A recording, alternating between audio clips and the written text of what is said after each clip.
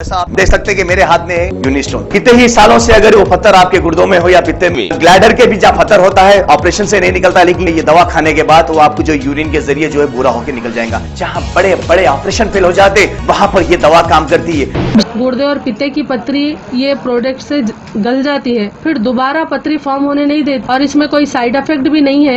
R&S यूनानी pharmacy, first floor opposite Canara bank, Bahadurpura, x road, Hyderabad.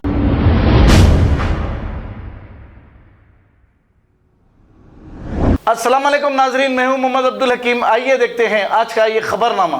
नाजरीन, secretariat की 2 मस्जिदों का संगे बुनियाद आज रखा गया। मौलाना मुफ्ती Khalil Ahmed, AIMIM floor leader Akbaruddin Owaisi, home minister Mahmood Ali, वक्फ बोर्ड चेयरमैन मोहम्मद सलीम और दूसरे भी मौजूद थे।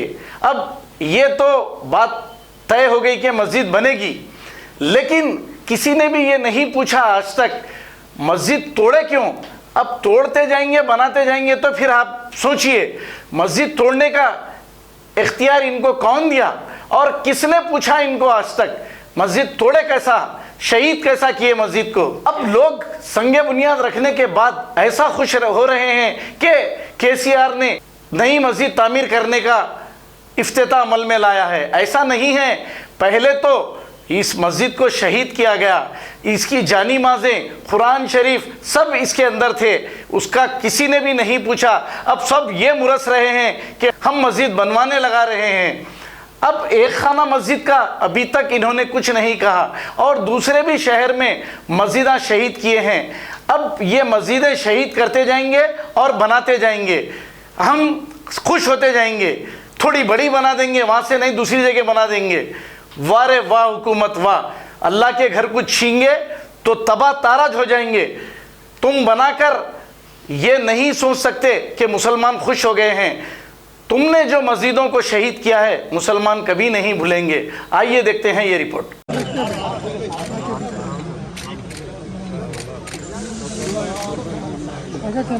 अल्हम्दुलिल्लाह रब्बिल आलमीन।